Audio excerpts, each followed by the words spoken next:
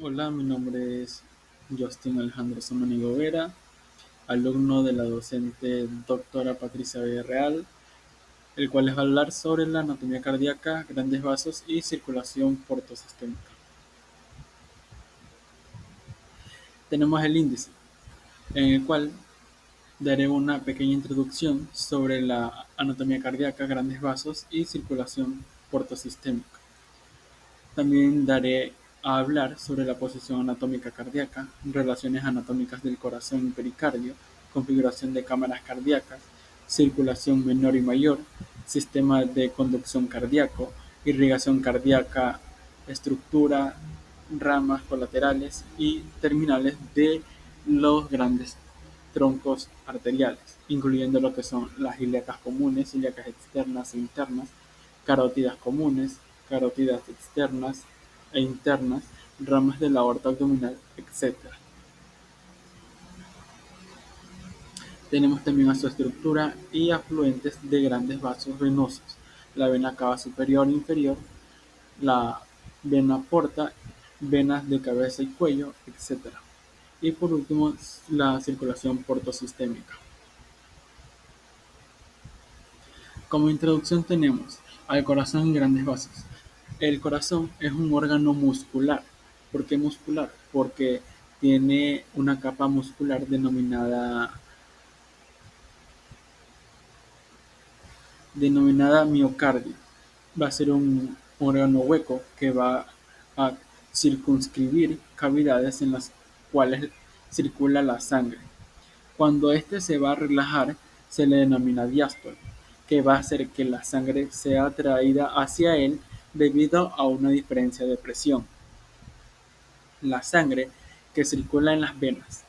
Cuando éste se va a contraer, se le denomina sístole, ya que va a expulsar la sangre y la necesita hacer con presión y fuerza hacia las arterias, ya sea la arteria aorta, que se va a encargar de distribuir la sangre hacia el resto del cuerpo, o el tronco pulmonar, la cual va a llevar la sangre desoxigenada, de la cual va a traer esa sangre la vena cava superior e inferior y va a llegar a la aurícula derecha. Luego pasa por la válvula tricúspide. ¿Tricúspide por qué? Porque tiene tres valvas.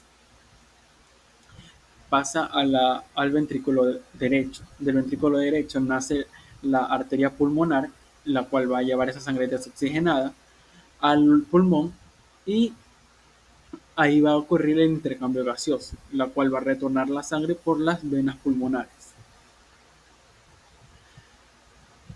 Los grandes vasos son las principales estructuras arteriales y venosas directamente conectadas al corazón, encargadas del transporte masivo de sangre hacia y desde el órgano, que va a incluir la arteria aorta, el tronco pulmonar, las venas cava superior e inferior y las venas pulmonares. Tenemos a la circulación portosistémica. Esta se va a referir a un sistema venoso especializado que va a conectar el tracto gastrointestinal y el vaso con el hígado. Este sistema va a permitir el transporte de sangre rica en nutrientes desde el intestino hacia el hígado. Donde se va a filtrar y van a procesar antes de ser enviados a la circulación sistémica. Tenemos a la posición anatómica cardíaca. El corazón va a estar situado en el tórax, detrás de la pared esternocondrocostal, en la parte inferior del mediastino. El mediastino va a ser una región que va a estar situada centralmente en el tórax, entre las regiones pleuropulmonares derecha e izquierda.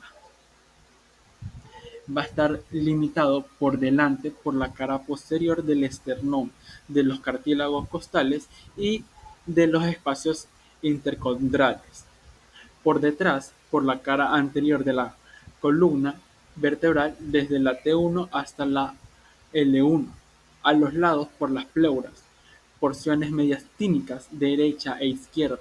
Por abajo, por la porción mediana del diafragma. Por arriba, por la abertura torácica superior, a través de la cual se comunica con los diferentes planos del cuello. El corazón se va a encontrar entre ambos pulmones, rodeados por sus pleuras, por encima del diafragma, delante de la columna vertebral, separando un mediastino superior de un mediastino inferior. La presencia del corazón en el mediastino inferior va a permitir diferenciar un mediastino anterior, medio y posterior. En el mediastino anterior vamos a encontrar el cuerpo del esternón y el pericardio. En el mediastino medio se va a encontrar en contacto con el pericardio, el corazón y las estructuras ubicadas por delante del plano de la bifurcación traqueal y por detrás del mediastino anterior. En, un, en el mediastino posterior va a estar ubicado entre la división traqueal y la columna vertebral, situado en la línea mediana que, que se desarrolla sobre todo a la izquierda de esta línea y ligeramente hacia la derecha, como se puede evidenciar en la imagen. Aquí tenemos a una figura anterior o una vista anterior del corazón una vez abierta la cavidad pericárdica y seccionada la aorta y el tronco. Podemos evidenciar la vena cava superior que va a llevar la sangre hacia la aurícula derecha del miembro de la parte superior, ya sea hombros, cuello y cabeza. Podemos evidenciar también a la arteria aorta, a la aurícula o orejuela izquierda, al pericardio fibroso y algunas de las arterias del corazón. En la siguiente imagen tenemos una vista anterior del corazón y de los grandes vasos. Tenemos al pericardio que ha sido abierto y reclinado hacia los costados. ¿Para qué? Para que podamos ver de mejor manera la vena cava superior a la aorta y sus estructuras. Tenemos a las relaciones anatómicas del corazón y pericardio. El pericardio va a ser un saco fibroceroso que va a envolver al corazón, a la raíz arterial que parte de él y a las raíces venosas que en él llegan. El pericardio va a estar formado por dos partes, el pericardio fibroso y el pericardio seroso. El corazón, ya encerrado dentro del saco pericárdico, se sitúa en el mediastino medio de la cavidad torácica. Sus relaciones se describen por la estructura adyacentes a sus caras. Tenemos a las relaciones del pericardio. El pericardio fibroso va a establecer los límites externos. Tenemos al pericardio anterior, al posterior, al lateral, al inferior y al superior. En el anterior vamos a estar en contacto con la pared torácica anterior, hablando sobre el esternón, los cartílagos costales del 2 al 6 y los músculos pectorales. La unión del pericardio con el diafragma se proyecta a nivel de la unión sifoesternal. En el pericardio posterior, en la parte posterior, encontramos el mediastino posterior, que va a contener al esófago, la aorta descendente torácica, la vena ácigo y los ganglios linfáticos. De manera lateral vamos a encontrar a las pleuras mediastínicas y nervios frénicos que van a descender entre el pericardio y la pleura para inervar el diafragma. Los pulmones se van a encontrar lateralmente.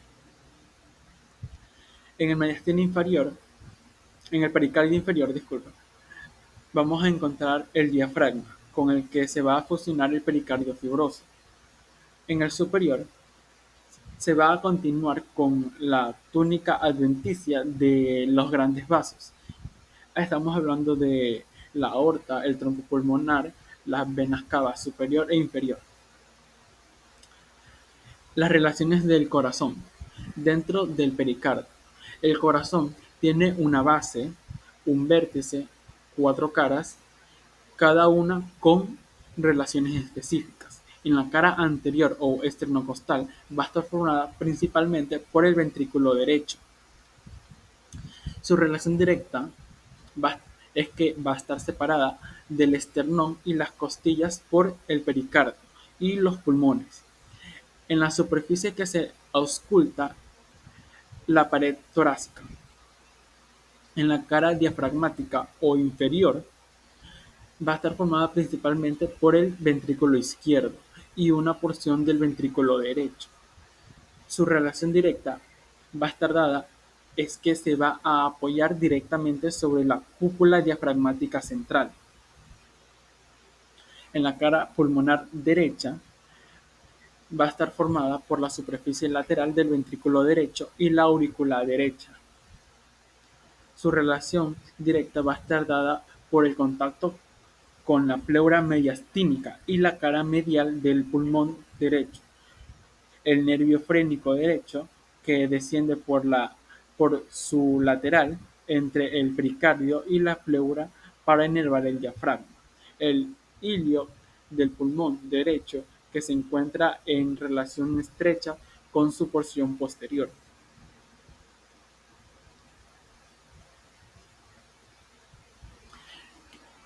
Y por último, la cara pulmonar o izquierda.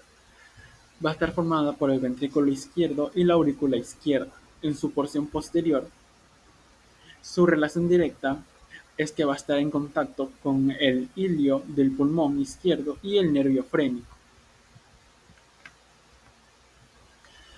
La base del corazón posterior va a estar formado principalmente por la aurícula izquierda con una pequeña porción de la aurícula derecha. Su relación crítica va a estar dada por el esófago y se va a encontrar inmediatamente detrás de la aurícula izquierda. Esta relación va a permitir evaluar el tamaño de la aurícula izquierda en una ecocardiografía transesofágica.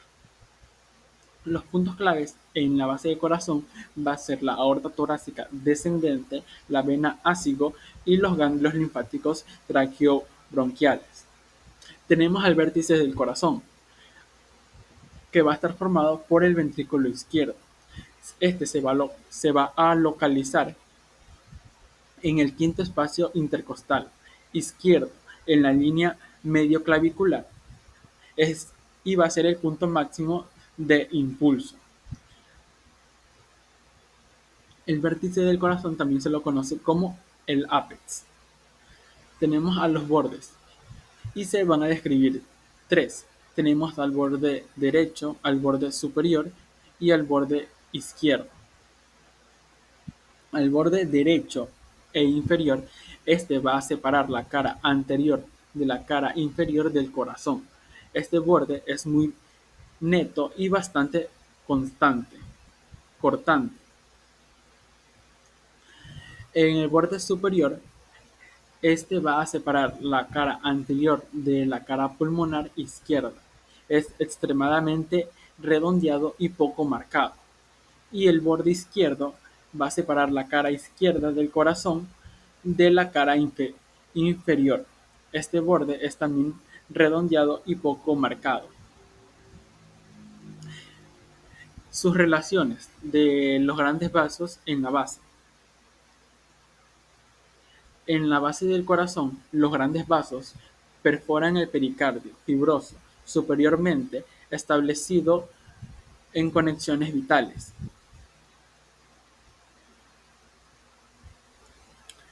Sus conexiones vitales son la aorta ascendente, que va a estar situada centralmente y va a dar origen a las arterias coronarias. El tronco pulmonar se va a situar anterior y a la izquierda de la aorta.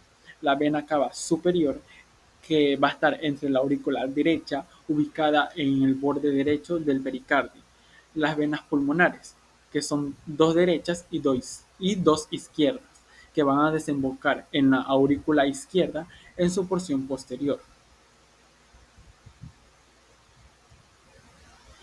Aquí tenemos unas imágenes de una vista de un corte sagital esquemático del corazón, en una disposición general del pericardio. Podemos aquí evidenciar a la arteria pulmonar derecha, a la arteria aorta ascendente, que es en donde van a nacer las arterias coronarias. Tenemos al ventrículo izquierdo y al atrio izquierdo, que va a estar separado por la válvula mitral o bicúspide. ¿Por qué bicúspide?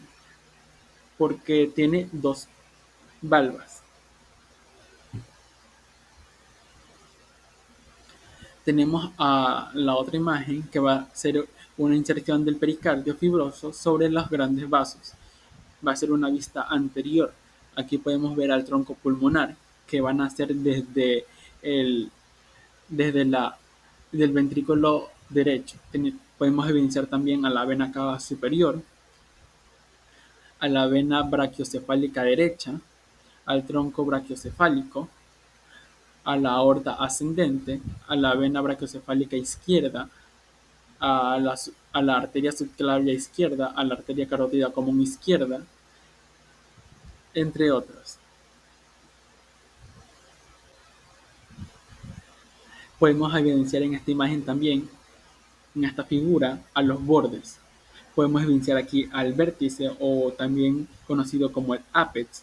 Podemos evidenciar el borde derecho, el borde superior, el borde izquierdo, el borde inferior, a la aorta ascendente y el tronco pulmonar. Podemos evidenciar en esta imagen a la base del corazón. De mejor manera podemos ver a las venas pulmonares inferior derecha,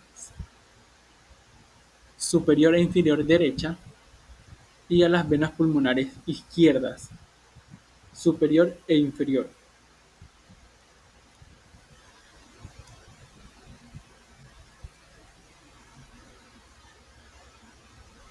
En esta imagen podemos ver la cara inferior del corazón, una vista después de la resección del diafragma y del pericardio. Podemos ver a la vena cava inferior, que va a llevar la sangre desoxigenada, va a recolectar la sangre desoxigenada del miembro inferior. Podemos evidenciar aquí también al diafragma, al seno coronario y al esófago.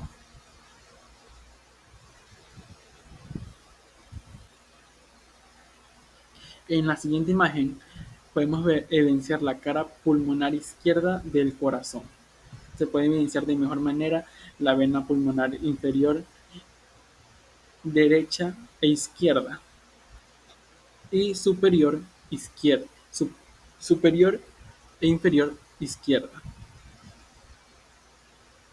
A la, a la arteria aorta, a la vena cava superior, a la vena ácido, a la vena cava inferior,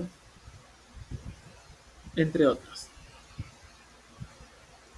En esta imagen podemos ver al vértice o ápex o punta del corazón, que es el que está en un círculo encerrado aquí.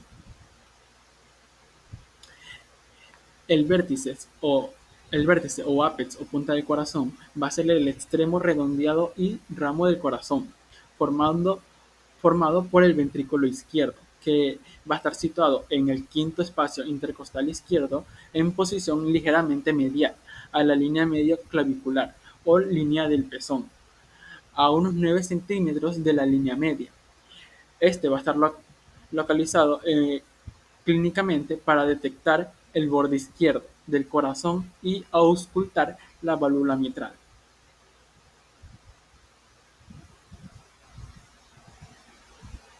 Aquí podemos ver las relaciones de los grandes vasos en la base.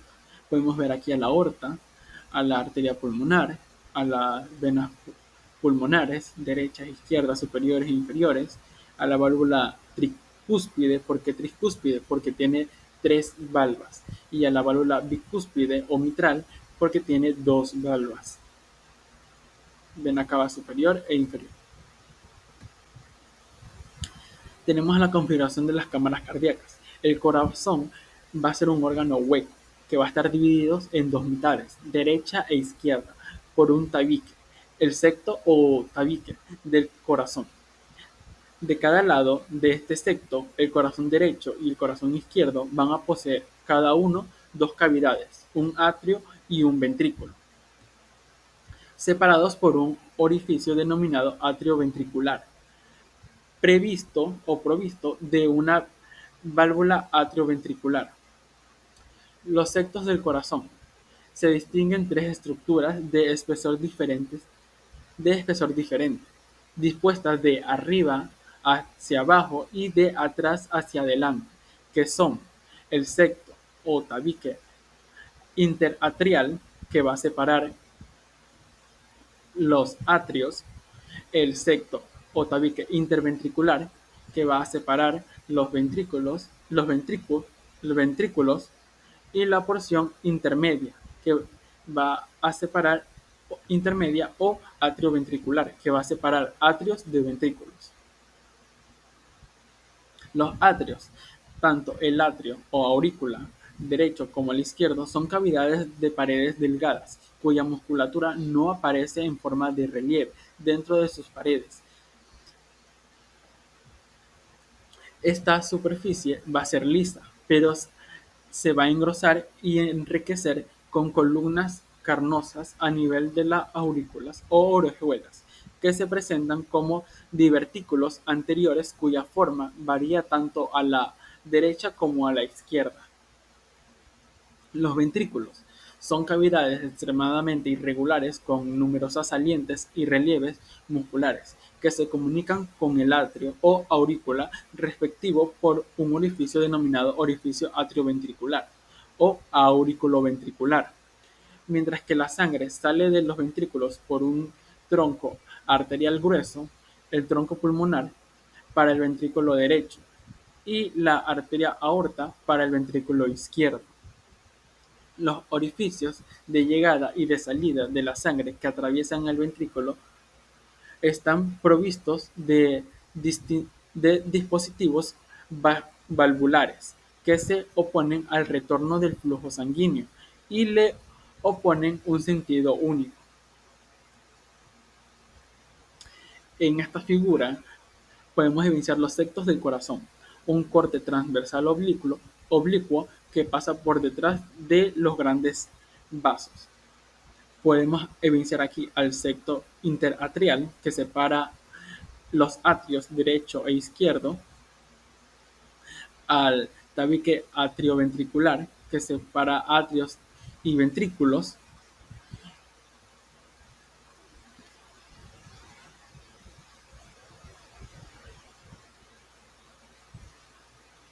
En la siguiente imagen podemos evidenciar un corte perpendicular al eje mayor del corazón que pasa por la parte baja de los dos ventrículos.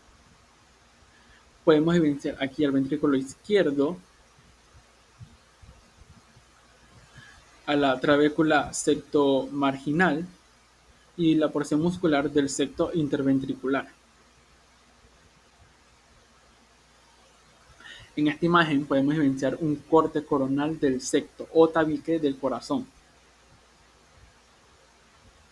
Podemos evidenciar aquí a la válvula atrioventricular derecha, a una porción muscular del tabique interventricular. Podemos evidenciar también a la pared del atrio o aurícula derecha, a la pared de la aorta ascendente.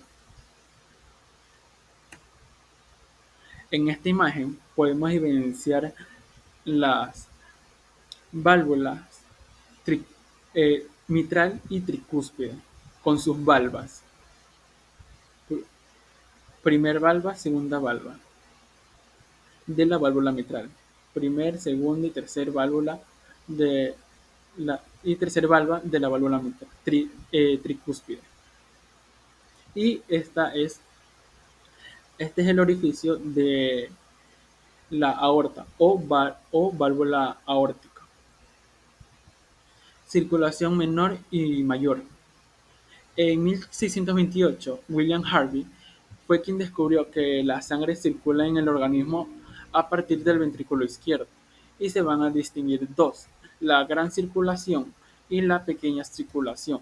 la gran circulación o circulación general o sistemática que comprende el ventrículo izquierdo, la aorta y todas las arterias que de ella se originan, los capilares y las venas que conducen la sangre al atrio derecho. En esta circulación se van a desembocar los vasos linfáticos, el conducto torácico a la izquierda y el conducto linfático derecho. La pequeña circulación o circulación pulmonar, que incluye el ventrículo derecho, la arteria pulmonar y sus ramas, los capilares pulmonares, las venas pulmonares y el atrio izquierdo. En esta circulación, las arterias contienen la sangre carbooxigenada y las venas la sangre oxigenada. Es lo contrario de lo que sucede en la circulación sistemática. La circulación menor va a empezar desde las venas cava superior e inferior, que van a llevar la sangre desoxigenada a la aurícula derecha. Posterior va a pasar por la válvula tricúspide, que va a llegar al ventrículo derecho. Del ventrículo derecho va a surgir el tronco pulmonar, va a surgir de ahí, el cual va a llevar esa sangre desoxigenada a los pulmones, la cual va a realizar el intercambio gaseoso y va a regresar por las venas pulmonares hacia la aurícula izquierda, que al momento de llegar a la aurícula izquierda pasa por la válvula mitral o bicúspide hacia, hacia el ventrículo izquierdo. Del ventrículo izquierdo pasa a, por la eh, válvula aórtica y a la aorta para que ésta se encargue de distribuir la sangre hacia el resto del cuerpo.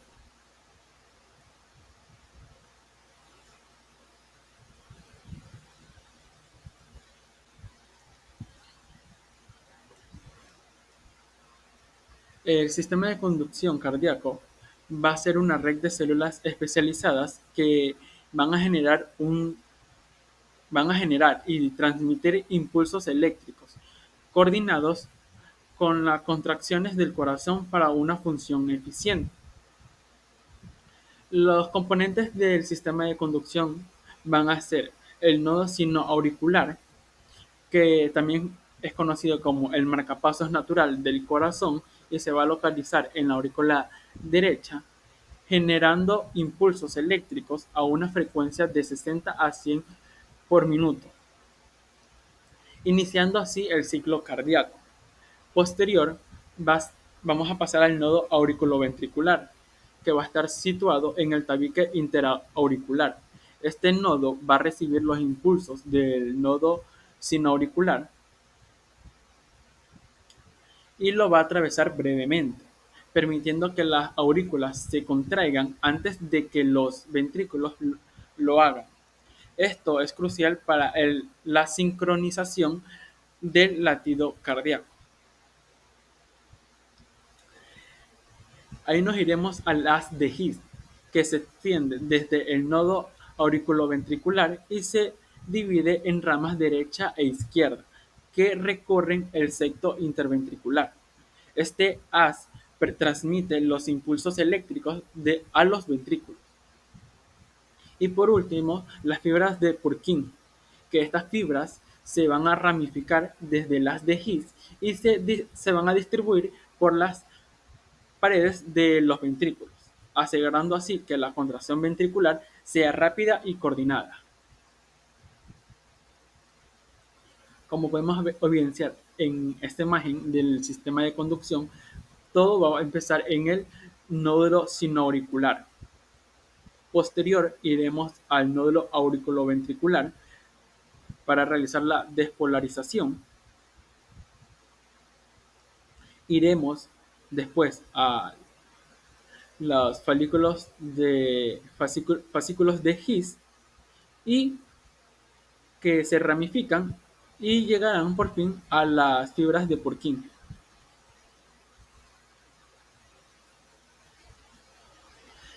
Irrigación cardíaca. Las arterias y las venas del corazón se disponen en círculo alrededor del órgano. Se las denomina vasos coronarios. Estas arterias coronarias, izquierda y derecha. La arteria coronaria derecha se va a originar en la aorta. Ambas se originan en la aorta ascendente, inmediatamente a la altura del borde de la válvula semilunar derecha y del seno aórtico correspondiente. Tiene un calibre de 3 a 4 milímetros y corresponde a tres segmentos: un segmento preatrial, un segmento infraarterial y un segmento interventricular. El segmento preatrial se va desde su origen hasta el borde inferior del corazón. El infraarterial eh, es donde prosigue su camino en la porción derecha del surco coronario. Y la porción interventricular posterior, que es la última, va a estar acodada en ángulo recto con el segmento precedente. Aquí la arteria se denomina rama interventricular posterior, que constituye su rama terminal. Esta rama tiene relaciones muy cercanas con la vena del mismo nombre y el seno coronario, donde esta vena va a terminar. La arteria coronaria izquierda.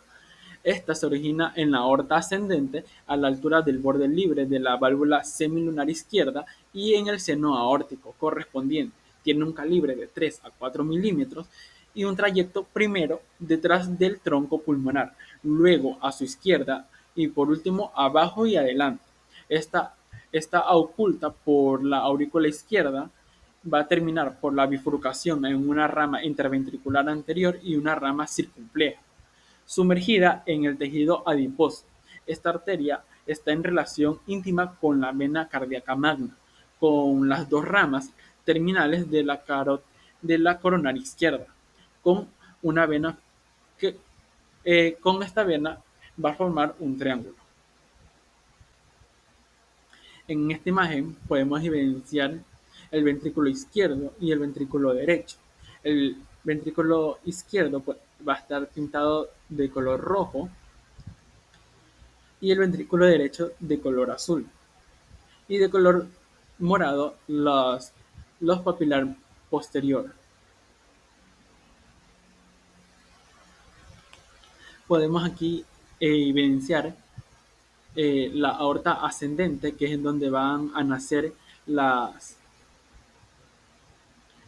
arterias coronarias, derecha e izquierda. Tenemos a la irrigación cardíaca. Venas.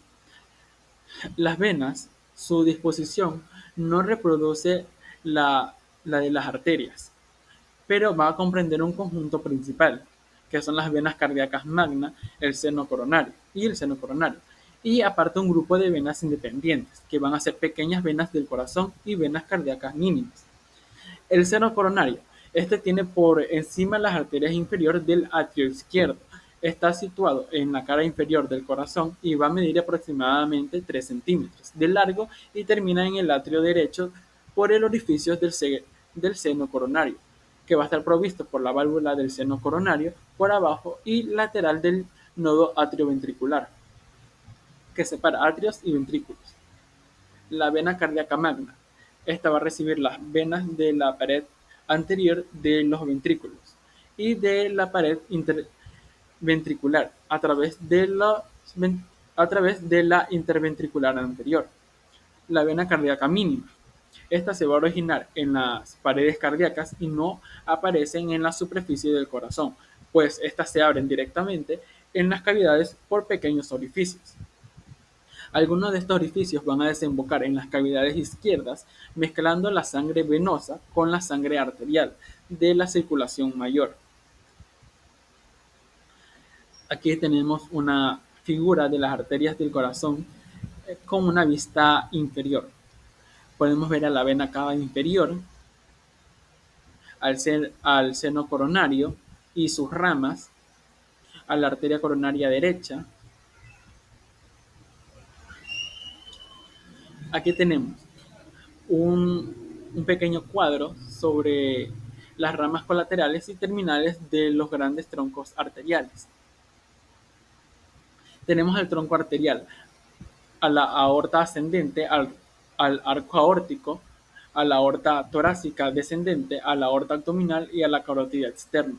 La aorta ascendente tiene sus ramas colaterales en las aortas coronarias, en las arterias coronarias, pero no tiene ramas terminales. El arco aórtico tiene sus ramas colaterales en el tronco brachiocefálico, la carótida común izquierda y la subclavia izquierda. Y sus terminales va a ser la bifurcación del tronco brachiocefálico. La, la aorta torácica descendente tiene sus ramas colaterales en los intercostales, los braquiales, los esofágicos, las mediastínicas y las pericárdicas, pero no tiene ramas terminales. La aorta abdominal tiene sus ramas colaterales en el tronco celíaco, el, la mesenténica superior, la suprarrenal, la renal y la gonadal. Y sus terminales van a ser las arterias ilíacas comunes. Y por último, la carótida externa, que sus colaterales van a ser la tiroidea superior, la lingual, la facial, la occipital, la auricular posterior y la faringe ascendente. Y por último, sus ramas terminales van a ser el temporal y el maxilar. Estructura y afluentes de grandes vasos venosos.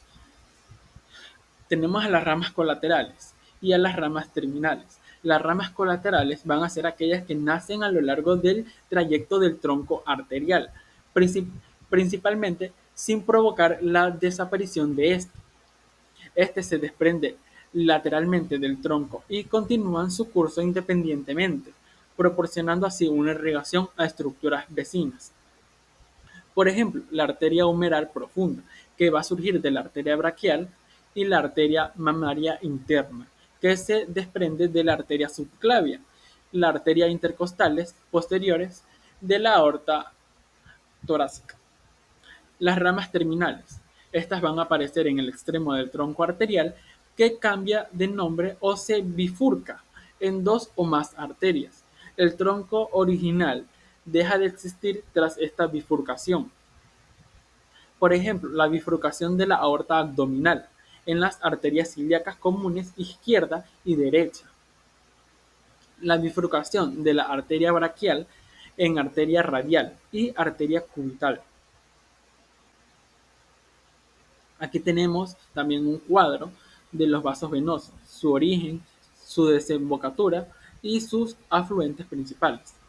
Tenemos a la vena cava superior, que se va a originar en la unión de las venas brachiocefálicas, se va a desembocar en la aurícula derecha y sus afluentes principales va a ser la vena ácigos, las brachiocefálicas, las torácicas internas y las tímicas.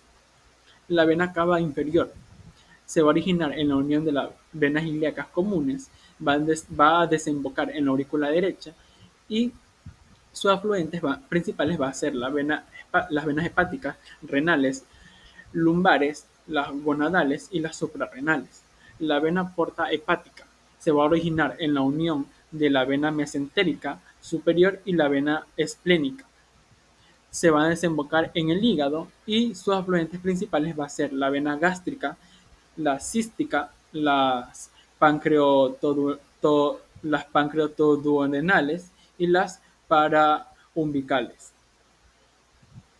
Tenemos a las yugulares, de la cabeza y el cuello. Estas se van a originar en el cráneo, en la cara y en el cuello. Van a desembocar en la vena subclavia brachiocefálica y sus afluentes va a ser la vena facial, la lingual, la faringea, la tiroidea superior e inferior. Tenemos a las venas pulmonares, que se van a originar en los capilares pulmonares, van a desembocar en la aurícula izquierda y su afluente principal va a ser las vénulas pulmonares de los lóbulos pulmonares. Y por último, el seno coronario, que se va a originar en la unión de las venas cardíacas, va a desembocar en la aurícula derecha y va a tener sus afluentes en las venas cardíacas magna, media, menor, oblicua de la marginal izquierda. Tenemos a la estructura y afluentes de los grandes vasos. En estas imágenes podemos evidenciar la vena cava superior,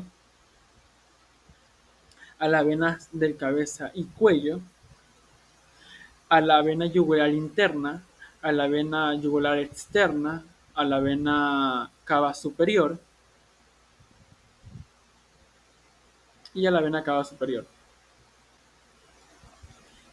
Por último, tenemos a la circulación portosistémica. La circulación portosistémica se va a referir a las conexiones venosas entre el sistema porta-hepático y la circulación sistémica, que cobran la relevancia clínica, principalmente en situaciones de hipertensión portal. Los aspectos más relevantes de la circulación portosistémica van a ser el sistema portohepático, que va a estar formado por la unión de la vena mesentérica superior y la vena esplénica. Va a, transportar sangre desde el tubo digestivo, el vaso y páncreas hacia el hígado para su desintoxicación y metabolización antes de pasar a la circulación general. Sus características de la circulación portal: va a ser un sistema venoso especializado que va a iniciar y terminar en capilares venosos. Existen solo dos sistemas porta en el ser humano, uno hepático y uno hipotálamo hipofisario. Tenemos a las anastomosis portosistémicas fisiológicas, pues son comunicaciones pequeñas y normalmente poco funcionales entre el sistema porta y la circulación sistémica. Se consideran vestigios del desarrollo embrionario. Y por último, casi por terminar, tenemos a la importancia clínica en hipertensión portal. Cuando se aumenta la presión en la vena porta, estas anastomoses se van a dilatar y, y van a permitir el paso de sangre hacia la circulación sistémica. Esto va a generar varices esofágicas y gástricas, hemorroides y circulación colaterales abdominal. Son responsables de complicaciones grandes como la hemorragia digestiva alta.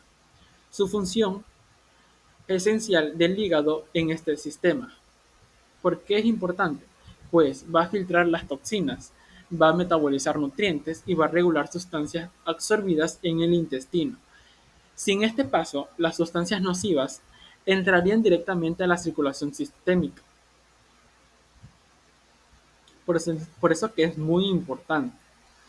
Y un resumen práctico, pues el sistema porta-hepático va a conectar intestino, vaso y páncreas con el hígado.